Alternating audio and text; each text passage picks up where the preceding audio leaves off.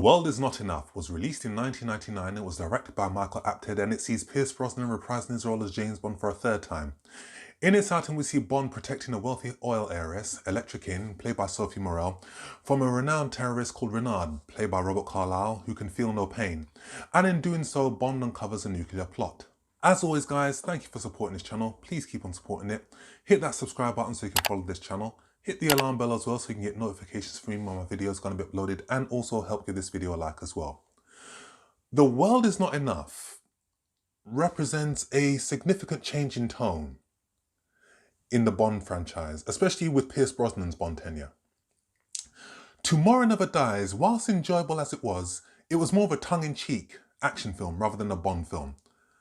The plot wasn't that great, the villain was over the top, and it was just filled with tongue-in-cheek action and sexual innuendos.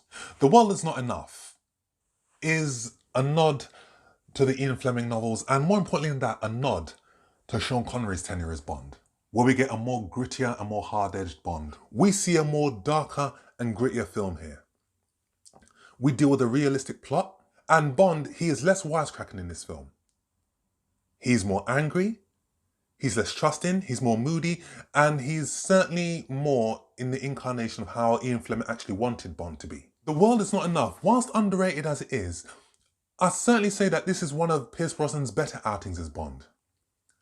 And as I said, it is very dark, and you can say that it owes a whole debt to License to Kill, which again was another underrated Bond film when it was released at the time, but has gone on to become a cult classic, and it is a very, very dark and gritty Bond film. And we see Pierce Brosnan take on a more meaner and darker Bond, who just takes no prisoners and does a whole lot of things that shows him to be a cold-blooded assassin, just like he did in his first outing, GoldenEye.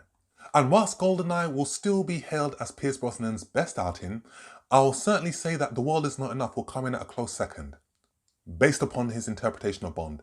And then you got Tomorrow Never Dies, and then you got The Rubbish Die Another Day after that.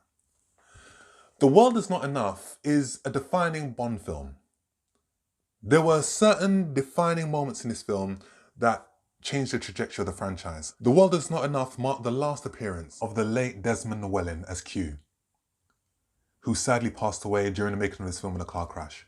He was in From Russia with Love and starred in every Bond film up until his final appearance in The World Is Not Enough. The World Is Not Enough was also written by the writing duo of Neil Purvis and Robert Wade, who would go on to write all the Bond films from The World Is Not Enough to present. The World Is Not Enough is driven by suspense and tension rather than action. And the plot remains consistent throughout. And there are a lot of twists and turns within the narrative of this film, which is what I liked. When I watched this film to review it, I saw that there were similarities in the style of writing and in the style of narrative that Neil Purvis and Robert Wade would do with other Bond films. So, in The World Is Not Enough, just like Skyfall, we see M, brilliantly played by Dame Judi Dench, have a more prominent role in this film.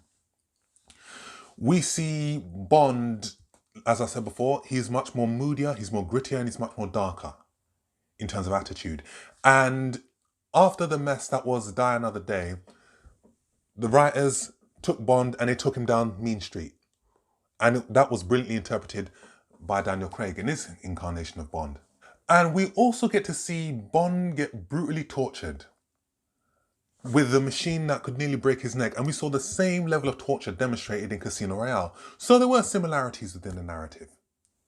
Acting-wise, Pierce Brosnan has always been a brilliant Bond. And his films have been a bit up and down, but I would definitely say that this is one of his better portrayals of Bond. Pierce Brosnan always said that he wanted his portrayal of Bond as to be as close to the Ian Fleming novels as possible, and I would certainly say that this performance is certainly up there with it. Just like GoldenEye, we see a cold-hearted Bond. We saw him do that when he knocked out Xenia Onatopp in a car in GoldenEye, and we see him show no mercy when it comes to taking out some of the villains. This was one of the more realistic Bond films. This was a Bond film that scaled back on the gadgets and focused more on the plot, and we will see that with Daniel Craig's portrayal of Bond. Dame Judi Dench as M, she has a more extensive role in this film. In the opening sequence, we see Bond retrieving money in Spain. and it belongs to an oil billionaire called Robert King, who is the father of Electra King, played by Sophie Morel. He sadly gets killed in the opening sequence of the film, and M wants Bond to find out who was responsible for killing him and bringing those killers to justice. So she has an emotional investment in this film. And just like Skyfall, there is more interaction between Bond and M. Robert Carlyle as Renard. On paper, a villain who's indestructible, who can feel no pain, sounds like a formidable foe for Bond. And he was certainly better than Jonathan Pryce's portrayal of Elliot Carver in Tomorrow Never Dies, but I felt that he lacked the emotional and physical intimidation that Sean Bean brought to his portrayal of 006 in GoldenEye. Robbie Coltrane, it was so good to see him back as Valentin Zukovsky. And like M, he played a more prominent role in this movie.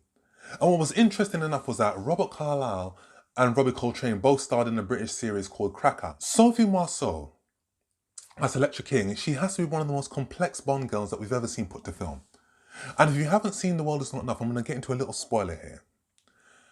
Sophie Marceau, we find out in the third act, or the second to the third act of the film, is actually one of the main villains. She was formerly kidnapped by Renard, held to ransom.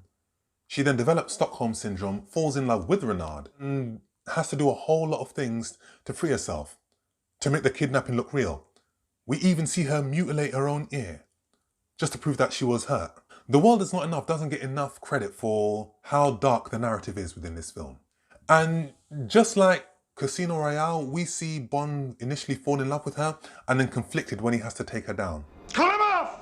You wouldn't kill me. You'd miss me. Yes. Dive, Bond!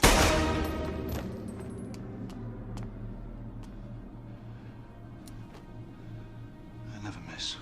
Denise Richards received a lot of criticism for her portrayal of Dr. Christmas Jones, a nuclear physicist. She was ranked as one of the worst Bond girls ever. I don't think her performance was that bad as everybody said it was, but she was okay for what she was given. And the Bond franchise has had stronger Bond females in the past, especially within Pierce Brosnan's tenure. The World Is Not Enough has some brilliant set pieces. From the opening sequence, from where Bond jumps out of a window in Spain, to the boat chase across the River Thames. There's a brilliant shootout in a factory that is just brilliantly choreographed. And it is almost like the library shootout in GoldenEye. And it is more expansive. We see Bond jumping from one pier to another. We see him shooting at helicopters. It's just a brilliantly executed sequence. The World Is Not Enough is a great watch. You do find yourself invested in the narrative within this film. And out of the four that Pierce Brosnan did, GoldenEye, The World Is Not Enough are his two strongest outings, performance-wise. Tomorrow Never Dies, action film, brilliant action-driven film. And Die Another Day, forget about it. They gave him a car that could be invisible. Jesus Christ. But The World Is Not Enough. If you haven't seen it in a long time, watch it. Because I do think it is a good watch and a worthy installment in the Bond franchise. And this is a film that I'll give a very, very strong 7 out of 10 to. So guys, that's my review. As always, thanks for watching. Hit that subscribe button so you can follow this channel. Hit that alarm bell as well so you can get notifications for when my video is going to be uploaded. Help give this video a like as well. Out of the 4 Bond films that Pierce Brosnan made, which one was your favourite? Comment down below and I shall see you all on the next film review. Take care.